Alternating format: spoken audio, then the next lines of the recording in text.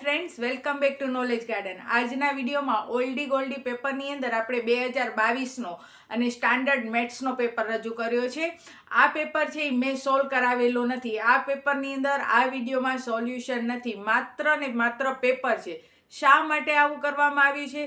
તો વિદ્યાર્થી મિત્રો, જો તમે સ્ટાન્ડર્ડના વિદ્યાર્થી છો, સ્ટાન્ડર્ડ મેથ્સ રાખ્યું છે, સાયન્સ રાખવું છે તમને, તો તમારે આજથી જ પ્રેક્ટિસ શરૂ કરી દેવી જોઈએ. જો તમારો ટાર્ગેટ 80 કે 90 અપનો છે, તો તમે જેટલા પણ જૂના પેપર સોલ્વ કરશો એટલા તમને વધુ માર્ક્સ મળશે. હા, જૂના પેપરમાં અમુક ચેપ્ટર છે એ નીકળી ગયા છે, અમુક રીત નીકળી ગઈ છે, પણ આપણે પ્રેક્ટિસ માટે એ પેપર કરવા જોઈએ.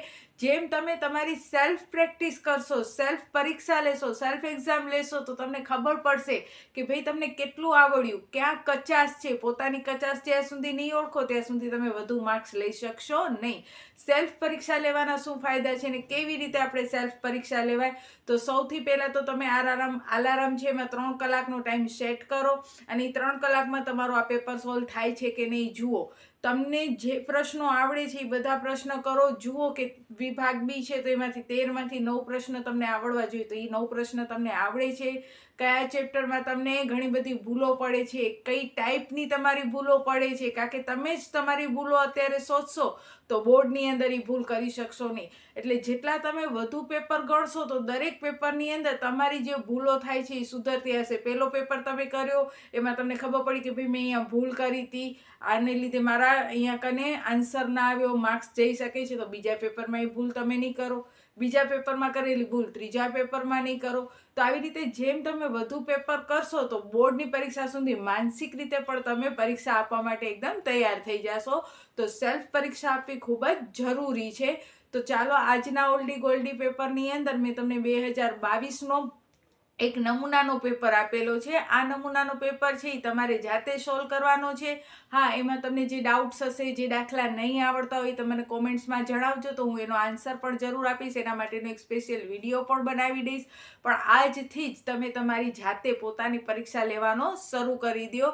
અને જેટલા પણ જૂના પેપર તમારી પાસે છે, અને જો તમારી પાસે નથી તો ઓલ્ડી ગોલ્ડી પેપરમાં હું જૂના પેપર મૂકું જ છું. અને હવેના ઓલ્ડી ગોલ્ડી પેપરમાં 2018થી કરી અને 2024 સુધીના બધા જ બોર્ડમાં પૂછાયેલા પેપર પણ મૂકવાની છું. અને જે પેપર જૂના છે એની અંદર અમુક જે ચેપ્ટર નથી અથવા જે અમુક રીત નીકળી ગઈ છે, તો આ વિડીયોમાં મેં તમને જણાવેલો જ છે કે ભાઈ આ રીત નીકળી ગઈ છે તો એ તમારે નથી કરવાની. એના સિવાય તમે કોઈ દાખલો એડ કરી શકો છો અથવા 13માંથી 9 પ્રશ્ન તમારા થવા જોઈએ. તો વધુ સમય ન લેતા ચાલો આપણે શરૂ કરીએ ઓલ્ડી ગોલ્ડી સ્ટાન્ડર્ડ મેથ્સનો પેપર. અને એના માટે બધા વિદ્યાર્થીઓને બેસ્ટ ઓફ લક. ખૂબ સરસ રીતે લખજો અને તમને કેટલા માર્ક્સ કવર કર્યા મોઢે પેપર ગણીને એ મને કોમેન્ટ્સમાં જરૂર જણાવજો. તો ચાલો, આજે નોલેજ ગાર્ડનના ચેલેન્જ તમે સ્વીકારો અને લઈ શકો તો લઈ લો વધુ ને વધુ માર્ક્સ અને કોમેન્ટ્સમાં જણાવો કે તમે કેટલા માર્ક્સ લીધા. તો ચાલો હવે આપણે શરૂ કરીએ ઓલ્ડી ગોલ્ડી પેપરની અંદર 2022 સ્ટાન્ડર્ડ મેથ્સ.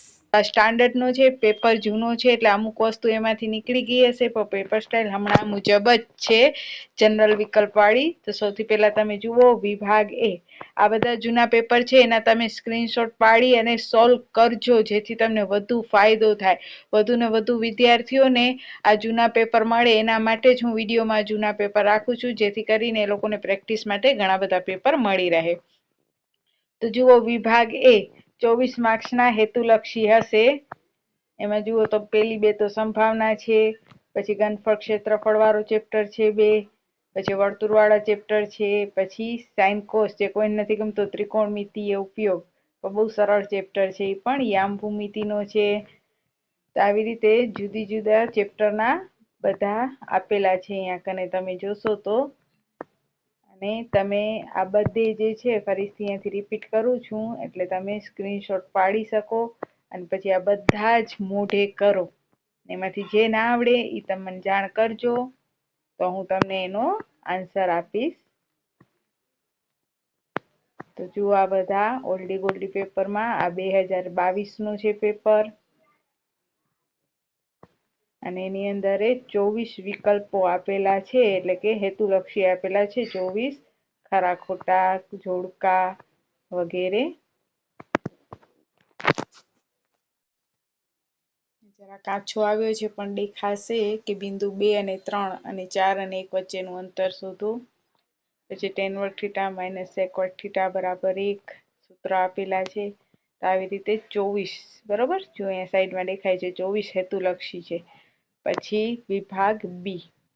વિભાગ બી ની અંદર 25 થી 37 13 પ્રશ્ન હમણાંની જેમ જ છે અને 9 પ્રશ્ન તમારે એમાંથી કોઈ પણ કરવાના છે. દરેકના 2 ગુણ એટલે કુલ ગુણ 18 હશે. જરાક આપણે શોર્ટ કરીએ એટલે તમે આખો પેપરનો સ્ક્રીનશોટ પાડી શકો. આ બધે સ્ટાન્ડર્ડ વાળાનું પેપર છે એટલે એની અંદર રાઇડર પણ હશે. અહીંયા કને જે 27 નંબરમાં પૂર્ણ વર્ગની રીત કીધી છે, સમીકરણ 2x વર્ગ વત્તા 10x વત્તા 3 બરાબર 0. એમાં પૂર્ણ વર્ગની રીતને બદલે તમે સમીકરણની રીત કરજો, કારણ કે હાલ 2025માં પૂર્ણ વર્ગની રીત કોર્સમાંથી નીકળી ગઈ છે. પછી દાખલા નંબર 29 છે, એમાં ભાગાકાર કરવાનો કીધો છે. એ પણ હાલના 2025ના કોર્સ પ્રમાણે નીકળી ગયો છે.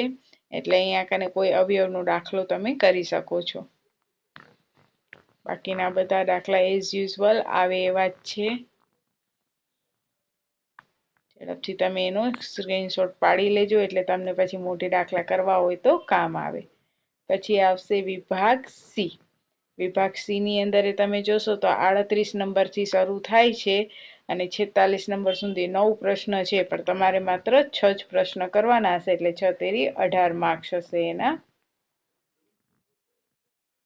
એમાં જે 38મો દાખલો છે એ કોર્સમાંથી નીકળી ગયેલો છે એટલે બીજા ચેપ્ટરનો છે, પણ આપણે ભાગાકારની રીત નીકળી ગઈ છે એટલે એને બદલે બીજો કોઈ પણ દાખલો તમે કરી શકો છો, અથવા જે કોર્સમાંથી નીકળી ગયો છે એ હમણાં ન કરો, કારણ કે જૂના પેપર છે એટલે થોડાક ચેપ્ટર કોર્સમાંથી નીકળી ગયા છે, અમુક રીત કોર્સમાંથી નીકળી ગઈ છે. આમ છતાં જે કોર્સમાંથી નથી નીકળ્યા એ બધા ઇમ્પોર્ટન્ટ જ છે. જેમાં ખાસ કરીને 40મો અને 39મો પ્રશ્ન તો બોર્ડમાં ઘણી બધી વાર પૂછાઈ પણ ગયો છે. 41મો પ્રશ્ન એ IMP છે, એ પૂછાયેલો છે.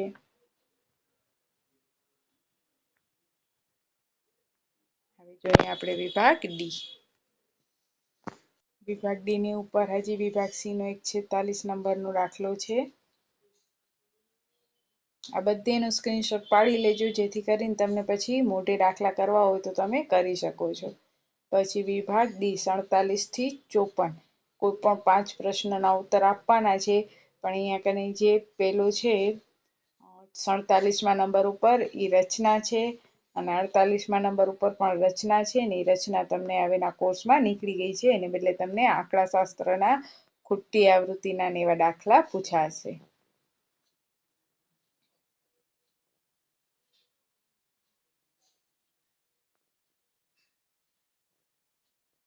તો આ તો આપણો ઓલ્ડી ગોલ્ડીનો 2022નો નમૂનાનો પેપર, અને એની અંદર સ્ટાન્ડર્ડ વાળા માટે બહુ IMP દાખલાઓ જ છે.